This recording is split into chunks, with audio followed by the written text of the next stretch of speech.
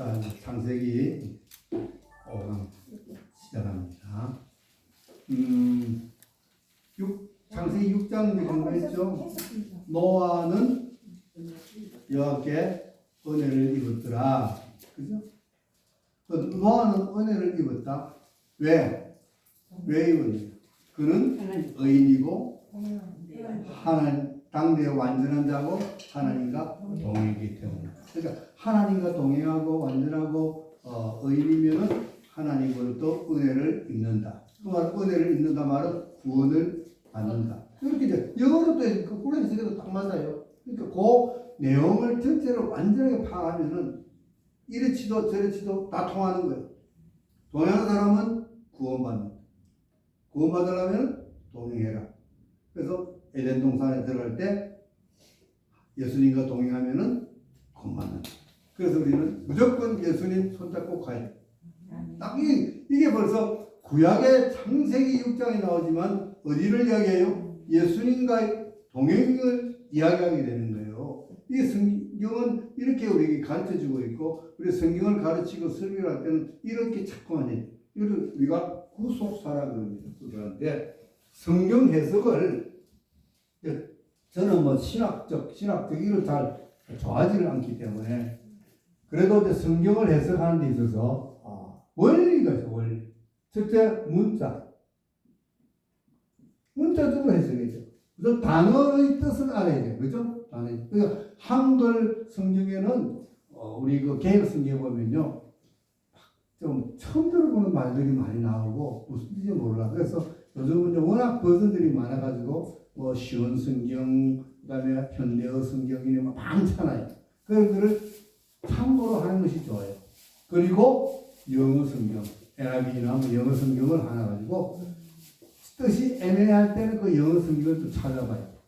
그러니까 기본으로 이제 우리 개혁 성경 하나 가지고, 그 다음에 쉬운 성경이나 뭐 이런 거 하나 가지고, 그 다음에 영어, 킹 제임스 버전이라든지 이런 거 아주 권위 있는 이런 걸 하나, 영어 하나, 그래서 가지고 이제 이렇게 찾아보면은 뜻을, 그 문자의 뜻을 아는 거예요. 문자적. 두 번째는 문법적으로 알아야 돼요. 앞뒤가 맞아야 돼요. 그런데 어떤 보면 문법하고 전혀 관계없는 해석을 하는 것은 이건 잘못된 거예요. 문자적, 문법적. 그래서 세 번째, 역사적. 역사는 사실하고 같아야 돼요. 우리 성경은 이런데 역사는 다르다. 이러면 안 되잖아요. 예를 들어서 이스라엘이 애국과 주위에, 그죠? 위에는 수리아, 아수르, 바벨론, 바사, 헬라, 로마.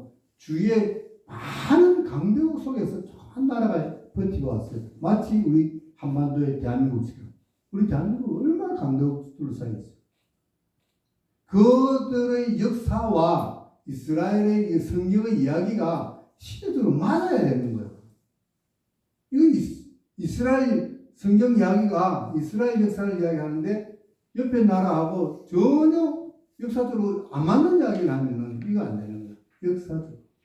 그걸 역사적 하고 맞아요. 네 번째는 영적으로 해석해요. 영적. 문자적으로만 해석하면은 영적으로 몰라. 이것이 영적으로는 어떤 내용인가? 이것이. 그래서 우리가 영적인 해석을 해요. 그리고 다섯 번째는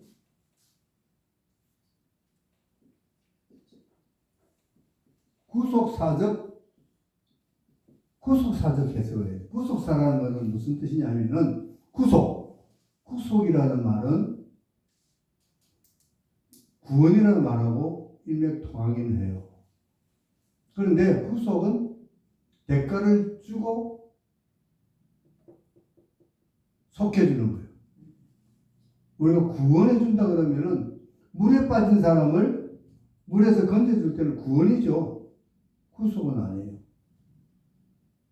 구속이라 그래서 뭐 경찰서 잡히는 그거 이미 구속이 아니고 구속이라는 것은 대가를 치러주고 빼주는 거예요. 예를 들어서 남의 집에 종살이 한다. 그럼 그 사람 종을 데리고 올라가려면 뭐를 주고 데려와야 돼? 몸값. 그죠? 몸값을 주고 구속했죠. 그걸 다른 말로 하면 속량이래요. 속량. 예수님은 우리를 속량해 주셨어요. 구속해 주셨어요. 우리 몸값으로 예수님 뭐를 드렸어요? 예수님의 피. 예수님의 몸을 드립니다. 그게 구속이에요. 구속사적으로 해석해야 된다. 그 말은 예수님이 십자가에서 못 박혀 돌아가시면서 우리를 구원해 주신 그 사건하고 지금 여기하고 무슨 관련이 있는가까지 가야 완전한 해석이 되고 설교가 되는 거예요. 이거 없이 세상 이야기만 다 하고 여기서 끝나버리면은 아무 소용 없는 거예요. 영어 문자적 문법적으로 자기 참 잘했어. 이거는 뭐 헬라어로 하니까 어떻고 히브리어로 하면 어떻고 어때서 아주 막 쪼개고 분석하고 해서 잘해. 잘하는데 생명력이 없어. 생명력. 영적으로 같이 안 해주니까. 그리고 구속사적으로 더 이상 못 나가는 거예요. 이것을 어떤 목사님은 이렇게 비유해요. 유능한 의사가 환자를 수술을 잘했어요. 수술을 잘했는데 수술은 완전하게 성공해가 끝났는데 환자가 숨을 안 쉬어. 이게 잘한 거예요, 못한 거예요. 이렇게 설명하는데 참 내가 설명 참 잘했다 싶더라고요. 그러니까 설교도 그렇고 성경 가르치도 그렇고 문자적 문법적 좋아요. 이거는 뭐 강조법이다, 이건 도치법이다, 뭐 해가 그리고 역사적까지 잘 말해서 그러면 이것이 영적으로 우리에게 어떤 의미를 부여하는가? 이것이 나가서 예수 그리스도의 구속사와는 어떤 연관이 있는가? 이렇게 가야 된다. 이것이 성경 해석하는 가장 기본적인 원리예요. 그러니까 앞으로 목회하실 분들은 여러분은 기본적으로 알고 있어야 돼요. 그래서 성경을 그렇게 했습니다. 그래서 6장에서는 그렇게 끝납니다. 그런데 하나님이 노아를 불러요. 불러서 이제 노아를 뭐 해야 돼요? 써야 되죠. 노아를 구원해 주려고 그래요. 그래서 뭐를 시켜요? 뭐를 만들려고 그러죠? 방주를 만들어. 방주를 만들어.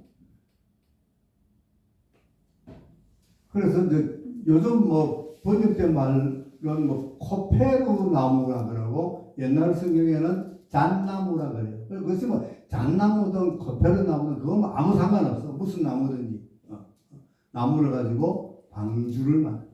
큰 구원의 배를 만들었다. 엄청 크게 만들었다. 아니 그 배 만드는 기간이 얼마나 했다고요? 120년 걸렸다고 그러죠. 그 120년이라는 것이 어디서 나왔느냐 하면은 앞에 6장에서 아까 내가 그 하나님의 영이 인간으로부터 사람으로부터 떠났다 그랬잖아요. 인간이 왜 육체가 됐어요. 인간이 육체만 있는 동물과 같은 그런 존재가 됐기 때문에 하나님이 거기 영이 더 이상 머물지 못하고 떠났다. 그러면서 거기에서 이들의 날수는 120년이다. 이렇게 이야기를 해요. 그래서 이 120년이라는 이것이 이들의 날수, 이들이 살아갈 횟수인지 아니면은 120년 후에 방주가 완성되어서 구원의 역사가 일어나는 건지 그거는 이제 확실하지는 않지만 성경을 보면 되게 두 가지 다를 이해를 했다.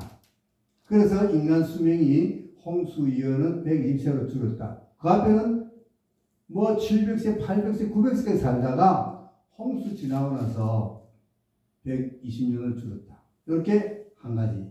그 다음에 노아가 방주를 만드는데 120년이 걸렸다. 그러니까 하나님이 방주를 만들어서 구원을 해주시려는데 거기에 유예 기간이, 방주 만드는 기간이 유예 기간이었어요. 유예 기간이 120년이었다. 이렇게 두 가지로 이제 설명을 합니다. 그래서 노아가 방주를 만드는데 120년이 걸렸다. 이렇게 이야기해요. 그래서 방주를 만들었어. 엄청 크게 만들었는데 어떻게 만든지 모르겠어. 저거 식구 아들 3명, 노아 4명, 그리고 자기 와이프 며느리, 얘가 8명이 방주를 만들었고요. 다 만들었어. 120년 걸려가지고. 그리고 하나님이 이제 홍수가 곧 내릴 거니까 다 배에 올라타라. 그래서 배 만드는 것도 보면은 아주 설계도를 잘 만들어가지고 3층으로 만들어가지고 배도 크게 만들었어요. 그 배가 지금 이제 과학자들이 이렇게 실험을 해보니까 어떤 풍랑에도 제일 안전한, 가장 안전한 설계를 했더라. 이렇게 돼 있어요. 지금 배보다 훨씬 안전한 그런 설계로 만들어졌다. 그래, 거기 안에다가 이제 정한 동물, 부정한 동물을 각각 암수, 한상 이렇게 넣어서 동물을 넣었어요. 왜? 새 세상이 되려 해도 동물이 이제 또 종족 유지를 하고 터져 나가야 되니까 사람은 노아와 노아 아들 그 가족들만 태우면은 이제 거기서 벗어나는데 동물들도 그렇게 이제 했어. 그래서 동물들 먹이 해가지고 홍수를 견딜 수 있는 그 기간을 감안해가지고 다 양식 준비해서 들어갔어. 근데 참 그 성경을 가만히 읽어보면은 참 은혜스럽고 한 것이 재밌는 것이 하나님이 노아와 그 짐승들 다 집어넣고 나니까 하나님이 밖에서 문을 닫아주시. 참 자상하시죠, 그죠? 아담과 하와가 동산에서 나갈 때도 참 가져와서 참 이쁘게 그래. 부디 몸도 심한 거라. 밤에 들어갈 때도 탁 뉘어지고 문싹 닫아주고. 그래가지고 이제 그때부터 비가 내리기 시작하죠. 40일을 내리고 150일을 창이라고 이렇게 날짜 쓰고 축축 나와요. 그러면 또 그거 날짜 적어가지고 그거 다 대본다. 날짜 써 맞는가 나도 그 짓을 많이 했어요. 아무 소용없는 거예요. 그거 며칠 틀리든 맞든 그 무슨 상관이 있어. 홍수가 내렸다. 엄청나게 내려가지고 이 세상이 다 잠겼다. 그래서 모든 호흡하는 동물들은 다 죽었다. 이게 사실인데 그게 며칠 동안 비가 내리고 그 날짜 계산해가지고 1년인가 아닌가 참 사람들이 쓸데없는 거 못 쓰는 거야. 여하튼 그래가지고 이제 나중에 배가 떴어요. 바닥에서 하도 비가 많이 오니까 온 세상이 쭉 떠가지고 떠다니고 그러다가 이제 배가 어디에 있죠? 자, 물이 빠지면은 배가 어디에 이제 높은 데 걸리겠죠. 자, 그것이 어디에 걸리느냐 하니까 아라랏산이라는 산에 걸렸어요. 아라랏산에. 그래가지고 딱 내다보니까 물이 좀 빠졌어. 그래서 어떻게 했죠? 까마귀를 날려보내죠. 다 빠졌는가 안 빠졌는가. 그러니까 노아가 이제 나름대로 자기도 너 안 나가봐. 물이 다 빠지냐. 다시 돌아오면 안 빠진 거죠. 앉을 데가 없으니까. 그래서 또 일주일 후에 또 보내고. 그래서 이제 비둘기를 보냈는데 비둘기가 갔다 오더니만은 뭘 물고 왔어요. 뭐 물고 왔어요?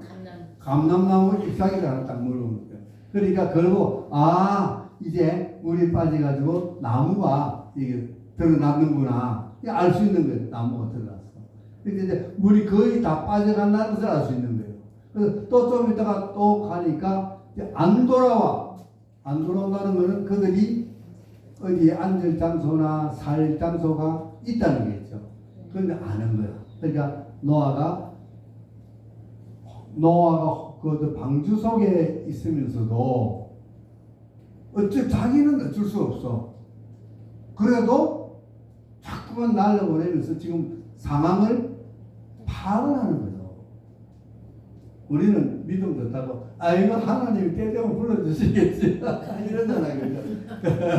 난 이걸 보고 만판으로 퍼지고 앉아가지고 야 먹고 놀자 뭐 하는 때 되면 나오라 그러겠지. 뭐 이게 아니라 나오라 하실 때에 우리가 잘 나갈 수 있도록 미리 준비를 하고 너와 모습을 보면서 하나님은 하나님이 하실 일이 있고 우리 인간은 우리 인간이 해야 할 일이 있다라는 것을 우리가 그 성경을 보고 깨달았습니다.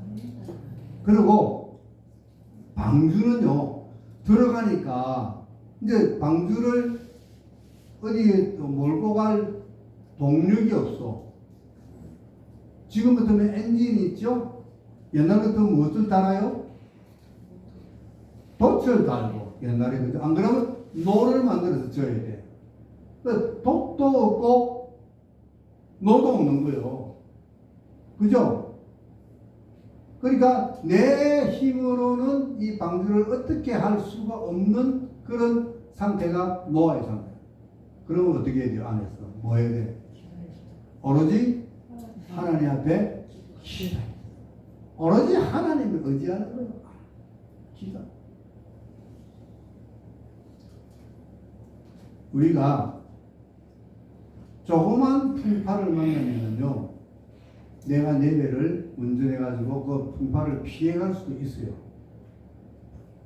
저도 이제 배 선장을 오래 했기 때문에 그런 것에 대해서는 노하우가 있어.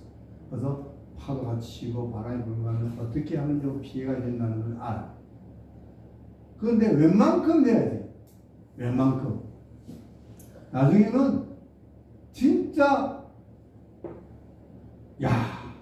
혼자는 어쩔 수 없다. 아이고 하나님. 산더미 많은 파도가 밀려올 때는요. 갈래야 갈 수 없고 돌릴래야 돌 수도 없어요. 돌리면은 죽어요. 파도치가 옆에서 넘어져.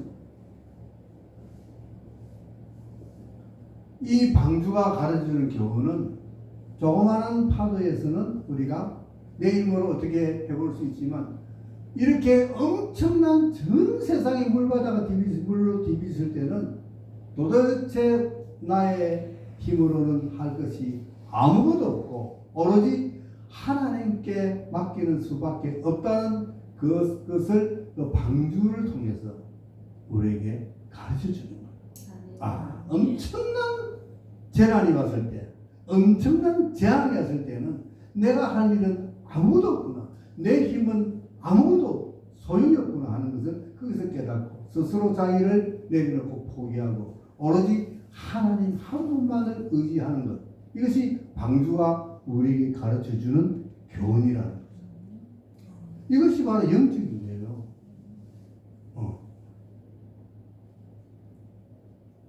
그런데 방주라는 이 말은요, 나중에 모세가 애굽에서 태어날 때 난지 며칠 돼가지고 도저히 더 이상 못 키워서 자기 엄마가 나일강에 뛰었잖아요. 그때 무엇을 만들었냐면은 광주리를 만들었어요. 그런데 그 광주리 이름하고 이 방주 이름하고 같은 글자예요. 그거다 무엇을 의미하죠? 구원. 그 글자의 그 의미는 어머니의 자궁이라는 그런 의미가 있어요. 아주 그 안에 아기가 어머니 자궁 안에 들어있으면 어떻게 해요?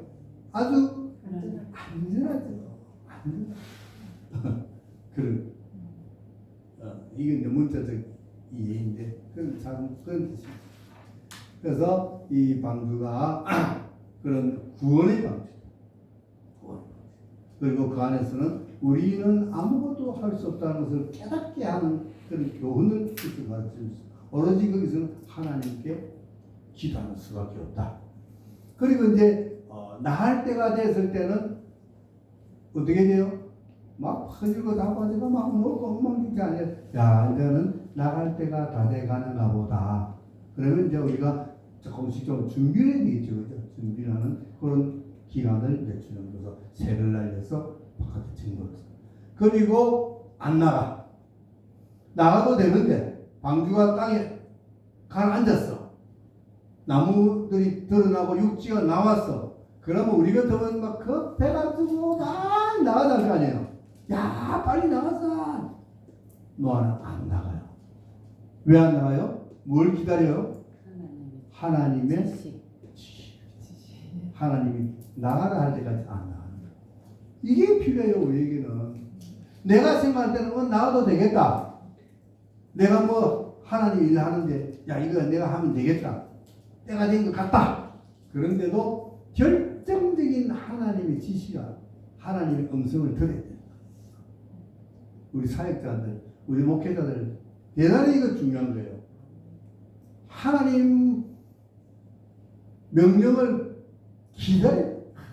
교회를 개척하려는데 상가를 하나 얻으려고 하는데 이번에 가보니까 괜찮기도 하고 안 괜찮기도 있다. 나중에 좀 작업하면 하면 그냥 하자 뭐. 아니 하나님이 얘야 괜찮다 해라 할 때까지 하나님 더 좋은 것을 주시려고 기다리고 계십니다. 그것을 우리가 영적으로 늘 깨어 있어야 돼요. 그걸 깨어 있어요. 그거 안 하면은 실패하는 거예요. 하나님 말씀, 하나님 응답 안 기다리고 내 뜻대로 하다가 실패하고 뭐만 해요? 개고생. 그걸 개고생이면 하는 거예요. 개고생한 사람 많을 거래 가지고 문 열었다가 한 달 만에 보따리 사가지고 또 나오고 3년 안에 참 보증금 달서로 다 까먹고 나오고 그러는 줄 알겠다. 그래서 기다립니다. 하나님. 그러니까 하나님 때가 되니까 얘야 너야 이제 나오느라 하면서 문을 잘 열어줘. 문 안 열어준다고 막 밖에서 안에서 커피 가지고 막 망치로 깨고 나오고 이러면 안 되는 거예요. 안 되는 거예요. 하나님 열어줘 나와. 그러니까 노아 홍수를 통해서 이렇게 우리가 교훈을 그래가지고 이제 나와서 하나님의 제사드리고 하나님이 이제 다시는 너희들 이제 이 세상 물로 심판하지 않을게. 내 약속합니다. 그것이 무슨 약속이에요? 무지개의 약속. 무지개의 약속. 자, 그래서 이제 7장, 8장, 9장까지 이제 그렇게 가는 거예요. 그 이야기가 그속에 다 들어있어요. 뭐 나중에 뭐 노아가 뭐 포도주 먹고 뭐 아랫돌을 벗어가 어쩌고저쩌고 하는 그런 이야기는 막 그냥 여기서 노아 홍수 이야기를 통해서 무엇을 우리에게 가르쳐 주려고 하느냐? 이 핵심이잖아요. 조금 전에 이야기했던 것도 다 가르치는 핵심이지만 가장 큰 핵심은 뭐냐? 이게 중요한 거죠. 이걸 가르쳐야 돼요. 뭐라고 생각해요? 노아 홍수를 통해서 우리에게 하나님 주시는 기운. 동행. 기다림. 여러 가지 나오는데 홍수 심판이잖아요. 그럼 이 정말 주제가 심판일까 구원일까? 구원. 핵심은 어디 있어요? 구원이 있는 거예요. 이것이 중요한. 다들 홍수 심판에다가 초점을 맞춰가지고 심판에다가 막 때리는데 그건 잘못된 거예요. 그 심판 속에서도 구원받는 사람이 있다. 모든 생명체가 다 죽음을 당하는 엄청난 그 심판에서도 구원받는 사람은 있다. 그 주인공이 우리가 되어야 된다 말이에요. 어떤 사람? 의인이요 장대요 완전한 자요 하나님과 동행하는 사람. 나중에 일시킬 때 보면 모세는 하나님의 말씀에 준행하였더라. 계속 모세란다. 노아는 준행하는 거야. 준행한다는 말은 거기서 맞다 안 맞다 판단도 아니야. 하나님 말씀이면 아멘. 준행한다. 아멘.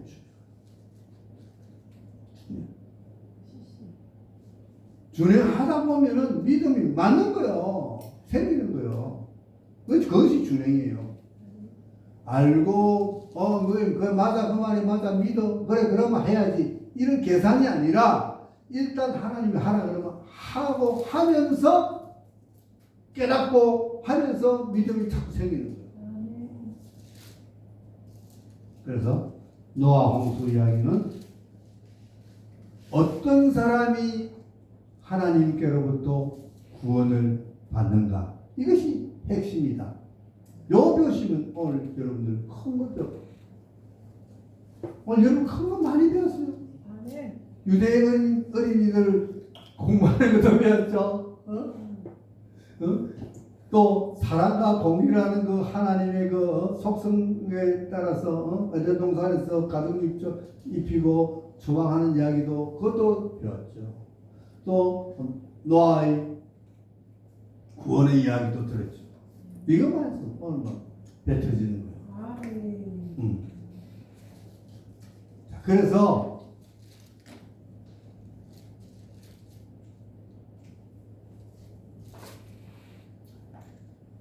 구장까지는 이제 그 이야기가 나오는 거예요. 그래서 구장까지 하고 노아가 뭐 술 먹고 저다는 그런 이야기는 막 그냥 막 그렇게 안 해도 돼. 그다음 나오는 사건이 또 무슨 사건이 나오죠? 노아 홍수 뒤에 이제 아들들이 이제 셈, 함, 야벳이 있는데 노아가 이들에게 이제 축복과 저주를 하는 그 나오죠. 그런데 보면은 셈에 대해서 아주 좋은 이야기를 하고 그 다음에 야벳은 셈과 함께 셈의 장막에서 살 것이라는 이야기를 하는데 함만 이제 저주를 하는 거예요. 아버지의 수치를 가려주지 않고 막 그 동네 방네에는 형제들 둘이에게 막 해가지고 그래서 그게 어려운 난해구들이 있어요. 그 보면은 노아가 함에게 이야기하면서 함은 어쩌고 저쩌고 하면서 자꾸만 함 나올 때 뭐가 나오냐면 가나안이라는 이름이 나와요. 가나안. 그죠? 가나안은 함의 아들이잖아요. 그럼 왜 자꾸만 함을 욕을 안 하고 가나안을 자꾸 욕할까? 욕을 하는 것이 아니라 가나안을 저주를 할까? 그래서 이것도 참 난해구들이에요. 동성애 범했다 이런 얘기 있더라고요. 가나안이 노아를 욕보였다. 가나안이 욕본 것이 아니라 함이 자기 아버지 함이 욕보였는데 네. 그 아들 가나안을 저주를 하는 거예요. 성적으로 욕보였다 이런 얘기를 하더라고요. 그러니까 이제 쉽게 말하면은 동성애인 거지. 그쵸. 함이 노아를 동성애인 거죠. 동성애. 그런 이제 이야기가 있는데 그게 아마 성경상에서 크게 이야기하지 않고 그냥 아버지의 수치를 가리지 않은 죄라고만 이야기하지만 이제 그 전승이나 이런 데 보면은 그런 이야기가 많이 있다는 거죠. 나는 함이 그런 잘못했으면은 함을 저주를 하면 되는데 함 때문에 그 아들 가나안을 자꾸 저주를 하더라고요. 그래서 결국은 그 가나안 땅이 이제 저주의 대상, 멸망의 대상이 되잖아요. 나중에 그죠? 그래서 어떤 이제 학자는 이렇게 이야기해요. 가나안이라는 이름이 나오긴 나오는데 가나안의 아비 함은 어떻고 이렇게 이제 적었는데 가나안의 아비 함은 이렇게 된다 이렇게 했는데 그 뒤에 가나안하고 뒤에 잘못해서 지어져 버렸어. 지어져 버려가지고 뒤에 이름은 안 나오고 가나안만 나왔다 이런 학설도 있고 그것이 애매하기 때문에 그것을 참 정확하게 어느 것이 맞다 틀리다고는 이야기할 수는 없지만 그런 이야기도 일리는 있어요. 왜냐하면 옛날에 그 성경을 필사하다 보면은 적다 보면은 빼먹고 적는 경우가 참 많거든요. 서기관들이 이제 한단 말이죠. 필사하다 보면은 빼먹고. 그래서 성경은 원본이 없잖아요. 원본이 없고 다 사본이기 때문에. 그래서 그런 일이 있어요. 그래서 그런 잘못이 있지 않았나 그렇게 생각을 합니다.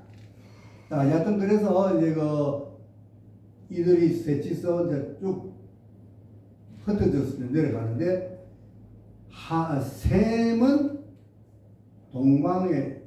동양인 황색 인종의 조상이 되고, 야벳은 서양으로 가지고 서양 백인들의 조상이 되고, 함은 그 중동하고 그 아프리카로 가서 흑인의 조상이 됐다. 이렇게 이야기를 해요. 그래서 세 인종이 거기서 갈라지는 거예요. 함, 셈과 함과 야벳. 어? 우리는 셈. 우리는 셈족이지. 우리는 셈족이에요. 우리 그 중동에 있는 이라크 유대인데 함족이고. 다행히 다 거기가 한이에요? 응? 그 거기가 한. 거기 함이지 거기. 거기까지 이스라엘. 이스라엘은 셈족이지. 왜 아브라함이 셈족이거든. 그래서 역사가 이제 어떻게 내려오냐면은 아담에서 아벨로 갔는데 아벨이 죽어버렸잖아요. 그리고 누가 나서요? 셋이 냈대. 셋에서 이제 쭉 내려와서 노아 같은. 그런데 지금 현재는 홍수 이후에는 누구의 후손들이에요? 노아의 후손들. 노아 후손 중에서 여기 셈이 있고 함이 있고 야벳이 있고 이게 돼. 그런데 중심은 예수 그리스도는 어디서 나와? 셈에서. 예수 그리스도는 셈에서. 여러분은 이제 머릿속에 다 이제 돼 있어요. 그래서 우리도 셈의 후손이고 예수님도 셈의 후손이고. 그래서 이제 셈의 후손이 중심이 돼 가지고 쭉 나와서 창세기 12장 가면은 아브라함이 이제 나오는 거예요. 그 사이에 큰 사건이 하나 있는데 그것이 뭐냐면 바벨 탑 사건이 나왔죠. 그러니까 얘네들이 이제 여기서 아라라산에서 흩어져서 내려오다가 동쪽으로 이렇게 가다가 바벨이라는 곳에 모여가지고 거기서 또 이제 얘네들이 또 작당을 해. 야, 우리 여기다 큰 성을 짓자. 그리고 큰 탑을 세워가지고 거기다가 우리 이름을 달자. 하늘에 닿게 하자. 교만이죠, 교만. 하나님이 가장 싫어하는 게 뭐죠? 교만. 하나님이 가장 예뻐하는 성품이 겸손. 겸손과 교만은 정반대되는 거예요. 우리는 하나님 앞에 겸손해야 되는데 얘네들은 자꾸 교만해져요. 그래서 막 탑을 막 사. 근데 참 기술도 좋아. 어떻게 사는 모르겠어 그 옛날에. 하나님이 연애들 어떻게 하는가 싶어서 이렇게 보니까 저거 잘 싸면 막 올라오는 거 하늘까지. 그래서 하나님이 기가 차가지고 연은 걸려버려. 나도 안 되겠다. 또 저기 또 모여 또 무슨 작당을 할지 모르겠다. 이래가지고 하나님이 그들의 무엇을 흩어버렸었어요? 언어, 말을 흩었어요. 그 당시까지는 말이 다 같았어요. 구음이 하나요, 언어가 하나더라. 같았는데 이제 언어가 갑자기 전부 다 말이 틀려. 그래가지고 밑에서 위에 저 벽돌이라고 야 벽돌 받아라 다 깨져. 무슨 말인지 몰라. 뭐라고? 말이 안 통하니까. 그래가지고 일이 안 돼. 그래가지고 결국은 그들이 흩어질 수밖에 없게 됐어.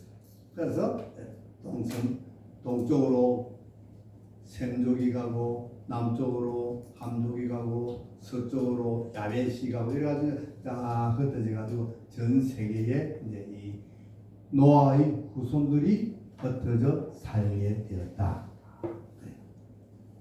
그리고는 이제 11장에 아브라함의 이제 그 선조들 이야기가 나오면서 결국은 아브라함의 11장 말에서 아브라함이 이제 아브라함 이름이 나오기 시작하죠.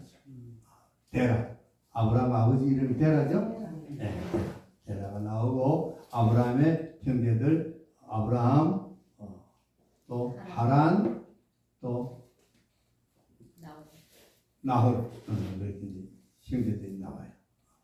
그래서 아브라함을 부르셔서 이제 하나님이 구원의 역사를 시작하게 되었습니다. 그것이 바로 창세기 12장이에요.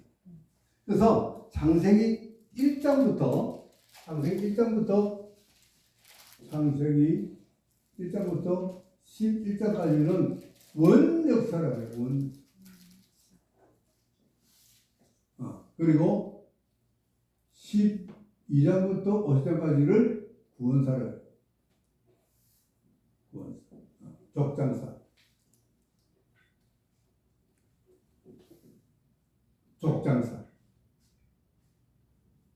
네 명의 족장이 나와요. 12장 처음에 아브라함이 나왔다가 이삭이 나왔다가 야곱이 나왔다가 요셉이 나왔다. 네 족장의 이야기가 12장부터 50장까지 구원의 역사가 시작되는 거예요. 아브라함을 부름으로써.